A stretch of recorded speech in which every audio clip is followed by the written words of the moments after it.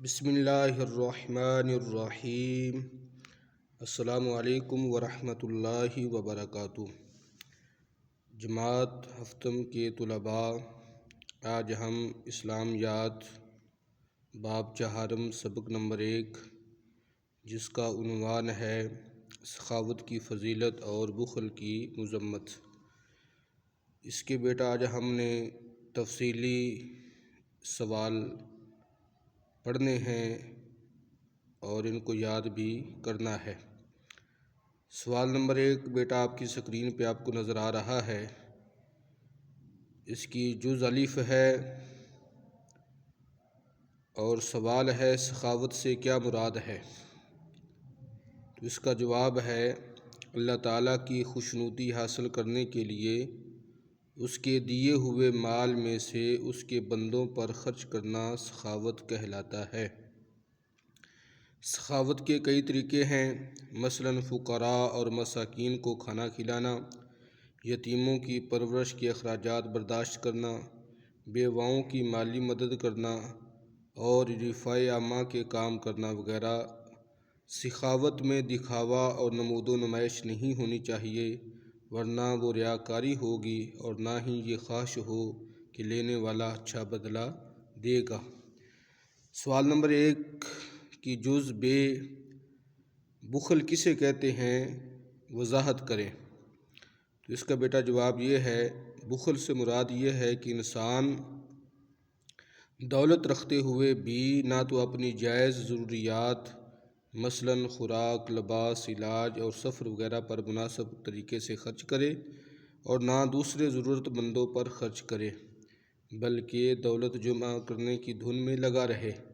ایسے شخص کو اللہ تعالیٰ نے سخت ناپسند کیا ہے۔ سخاوت کرنے والے کو سخی اور بخل کرنے والے کو بخیل کہتے ہیں۔ سوال نمبر 1 جز جیم سخی اور بخیل کے بارے میں نبی کریم صلی اللہ علیہ وسلم کا کیا ارشاد ہے؟ تو اس کا جواب ہے، ارشاد نبوی صلی اللہ علیہ وسلم ہے۔ حضرت ابو ہریرہ رضی اللہ تعالیٰ عنہ سے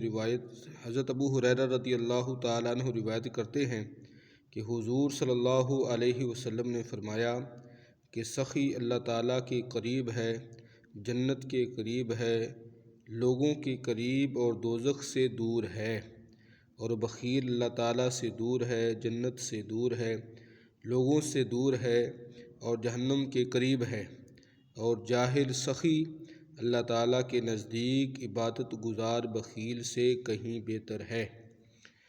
سوال نمبر 1 جز دال سخاوت کے بارے میں اسوہ نبی کیا ہے؟ تو اس کا بیٹا جواب یہ ہے، اسوہ نبی صلی اللہ علیہ وسلم میں ہمیں یہی نظر آتا ہے کہ آپ صلی اللہ علیہ وسلم نے ہمیشہ اللہ تعالیٰ کی راہ میں خرچ کرنے میں پہل کی۔ آپ صلی اللہ علیہ وسلم کے دروازے سے کبھی کوئی سائل خالی ہاتھ نہیں گیا۔ بیٹا سوال نمبر 1 کی جز ہے سخاوت کے متعلق اسوہ صحابہ تحریر کریں۔ تو اس کا جواب بیٹا یہ ہے، صحابہ کرام رضی اللہ تعالی عنہم سخاوت میں بڑھ چڑھ کر حصہ لیا کرتے تھے۔ غزوہ تبوک کے موقع پر حضرت ابو بکر صدیق رضی اللہ تعالی عنہ نے اپنے گھر کا سارا سامان اور حضرت عمر فاروق رضی اللہ تعالی عنہ نے اپنے گھر کا آدھا سامان اللہ تعالیٰ کی راہ میں دے دیا۔ صحابہ کرام رضی اللہ تعالی عنہم کی سخاوت کی بہترین مثالیں ہیں۔ حضرت عثمان غنی رضی اللہ تعالی عنہ کا تو سخاوت کی وجہ سے لقب ہی غنی مشہور ہو گیا۔ اور بیٹا سوال نمبر 1 جز واو سخاوت کے معاشرتی فوائد قلم بند کریں۔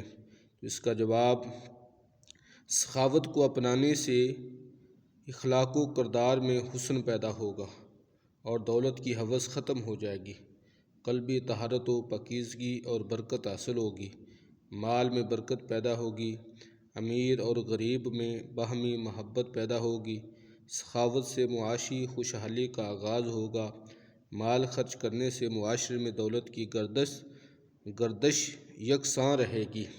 تو یہ بیٹا سوال نمبر 1 کے تمام تفصیلی سوال آج ہم نے پڑھے ہیں، تو بیٹا ان کو آپ نے اچھے طریقے سے یاد کرنا ہے اور اپنی کاپیوں پہ ان کو نوٹ کرنا ہے۔